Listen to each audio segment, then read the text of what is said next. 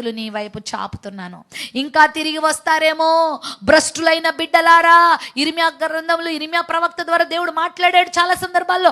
భ్రష్టులైన బిడ్డలారా తిరిగి రండి అని ఎదురు చూస్తున్నాడు. అయినా ఇంకా ఇంకా ఇంకా ఇంకా చూడండి, ఓసరవిల్లి అనే ఒక మాట విన్నారా మీరు? తొండ ముదిరితే ఓసరవిల్లి అవుతుందంట. తొండ ముదిరిపోయి ఓసరవిల్లి అయిపోతుంది. ఇంకా అది ఎంత ముదురు అయిపోతుందంటే మరి అది ఇంకా ఆ యొక్క లేతదనం కానీ ఆ కోమలత్వం కానీ దానిలో ఉండదు. అలా చాలామంది పాపములో దేవుడు కృప విస్తరింపచేస్తున్న కొద్దీ, దేవుడు కనికరిస్తున్న కొద్దీ, దేవుడు ఇంకా సహిస్తున్న కొద్దీ ఇంకా రెచ్చిపోతున్నారు, ఇంకా భయంకరమైన జీవితాలకు వెళ్ళిపోతా ఉన్నారు. ప్రేమిస్తున్న కొద్దీ, దేవుడు అవకాశాలు ఇస్తున్న కొద్దీ దేవుని వైపు చూడకుండా ఇంకా ఇంకా లోకానుసారంగానే జీవిస్తారు. అందుకేనేమో కొన్నిసార్లు దేవుడు కొన్ని వ్యాధులు పంపించాల్సి వస్తుంది.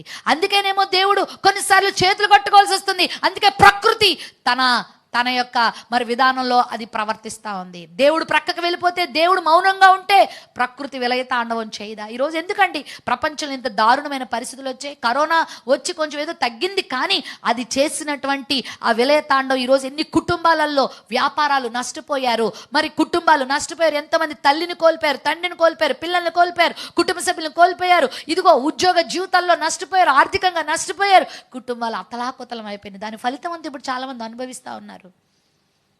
ఎంత దారుణమైన పరిస్థితులు లోకంలోకి వచ్చాయి.